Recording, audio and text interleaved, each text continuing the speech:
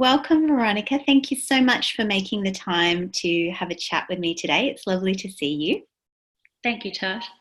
And I wanted to have a bit of a conversation with you, I guess, as you're an art therapist, and we wanted to talk about how we can develop self awareness through art and the creative process. Now, by way of an introduction, I guess I'll introduce a little around what you do.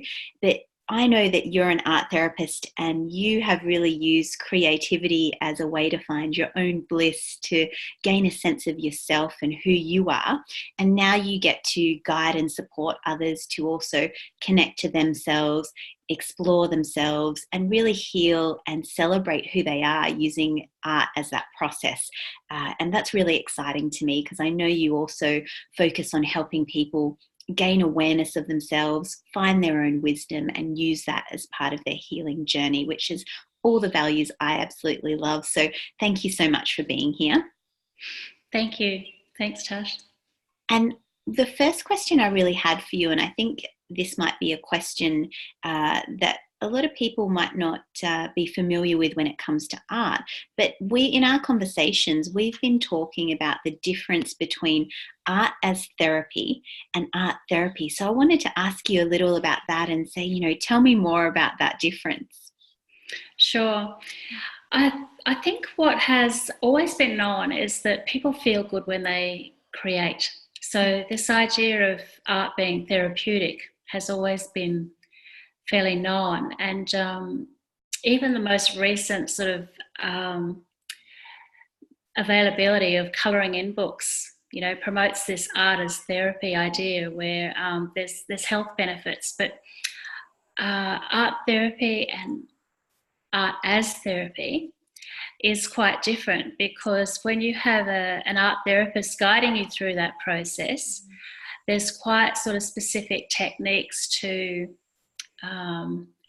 really access that therapeutic benefit. Whereas when you're participating in something like art as therapy, that sometimes involves perhaps like a group activity where you're sort of feeling that sense of connection, or that calm you feel when you're in that meditative, relaxing state of doodling and colouring and just indulging in your own creativity. So, okay, beautiful. So I guess art as therapy might be something you could do as an individual or particularly in groups. But what you're saying with art therapists and art therapy and the work that you do is that you really have someone there to guide you and use specific techniques to support you with the creativity.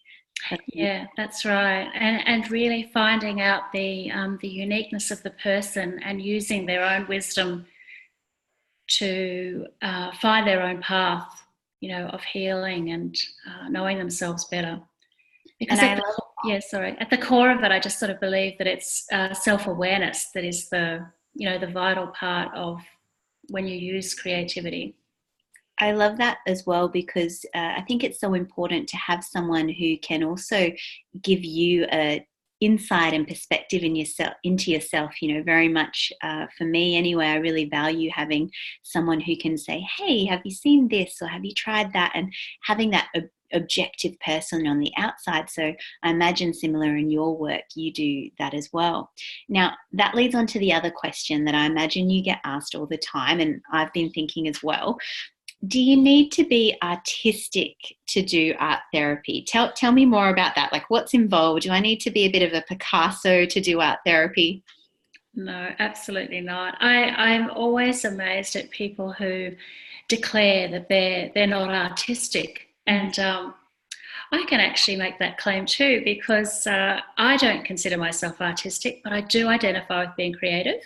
Okay. And I think that's the most critical part, is that to be human is to be creative. So nobody can say that they're not creative, because that very act of being a baby crawling and then being a baby who sits up and then being a baby who stands up is creativity. So we're all born with creativity, and it's the source of building our own or developing our own creativity means developing resilience. It means developing ways of looking at problems from different ways.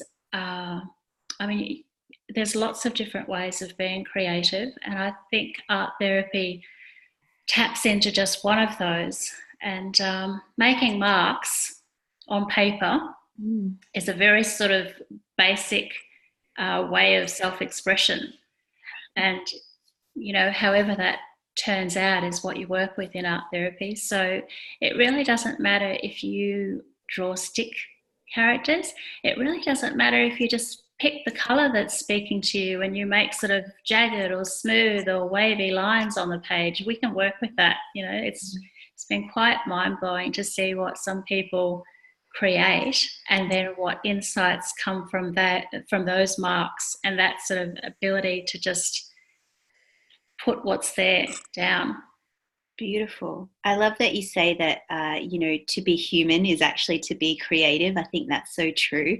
And that there's no expectation that in art therapy, you're going to have to design a masterpiece or have something that's really beautiful or well-formed. It's actually using anything that you bring and putting that onto paper and having someone help you, I guess, unfold that, unwrap that, and really explore it. And you're naturally creative and that will come out. So that's beautiful. It's a little bit like comparing ourselves to, Michelangelo or, somebody else that spent their entire life or their whole, every minute of every day creating.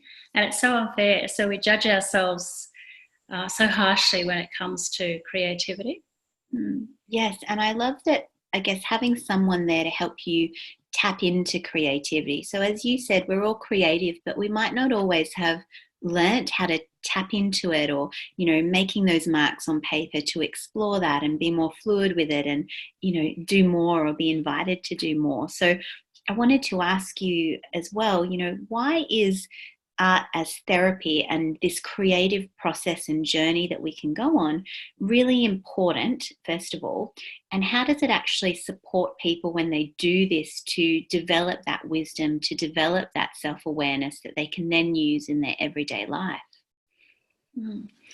Well, I guess the answer to that comes a little bit from the intention when you come into art therapy. Like you often come with a challenge or a dilemma or something you want to resolve. And sometimes, there's that old idea of, people wanting to lose weight. You can know all the theory, but there's some reason why you don't. And those feelings are within us if we just tap into our sensory body.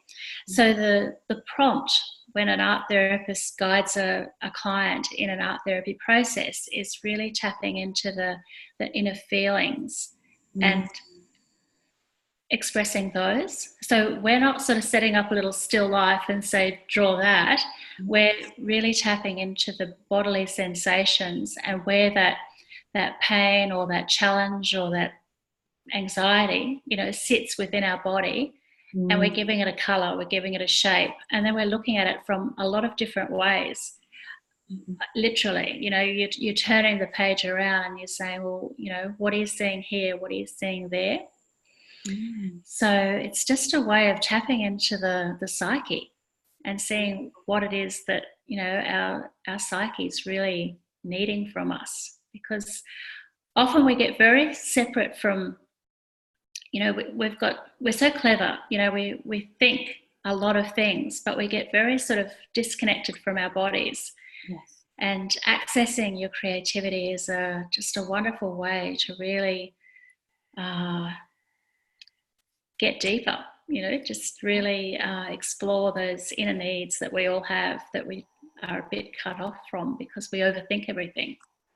Absolutely. And I love that it's really quite holistic, and the way that you work, particularly what you're saying is by using that art or creative process, you tap into what might be, I guess, underlying or unconscious for someone, and you're doing it in a really safe and gentle way. I know you also work with children, and I'd love to hear you tell us a little bit about some of the programs you do as well. But I love that it supports people to get in touch with that creativity and they're also able to then access that in their life, or when there might be something else going on, as you said, they learn to do that with a guide and someone like you to support them. And it's a tool that then they can also bring creativity in their life, and creativity and art's really joyful. So I think it's a really beautiful way to do that. Can you tell me a little bit about some of the programs? Because I know you do work with kids at the moment and other people that you work with, so people get an idea.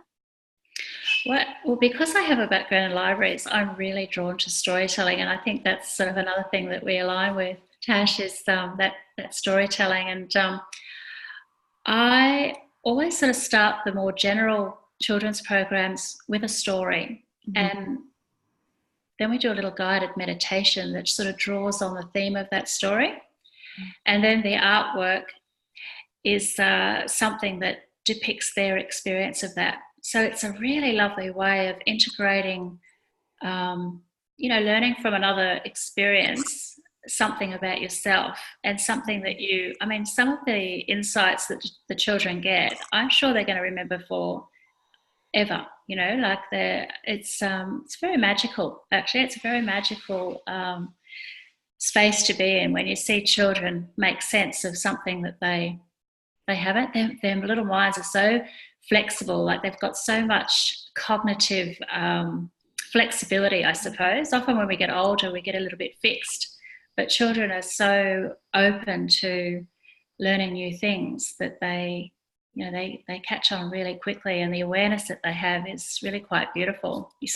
I just imagine all the difference they're going to make in the world when they come from that place of being able to look at things in so many different ways. Amazing. And I think it's such a great introduction to creativity at a young age as well, and to really foster that. So it's been so beautiful to, hear the process and how people can tap into their creativity as well. Is there anything else you wanted to add or share that people, or you can share about yourself, how people can find you? I think one of the biggest things has been the visual journaling. Often we write journals and they're in written form, but sometimes just being able to keep a visual journal and making art a daily practice is such a powerful thing as well. And you can do it like a regular diary. You can keep it secret. So if you do have challenges around whether your art is anything of value, it doesn't matter, because it's just for your own processing. I love that tip about the journal and adding, some creativity or art or some visual images into journaling. That's so beautiful. Well, thank you so much, Veronica. I've so appreciated you sharing a little around art as therapy and creative process. I know people will really love enjoying to watch this video as well. I'll pop some links about who you are and how they can find you, because you're based on the Gold Coast. You're in Queensland like me. And it's been so lovely to chat to you. Thank you so much, Tash. Thanks for the opportunity. Bye.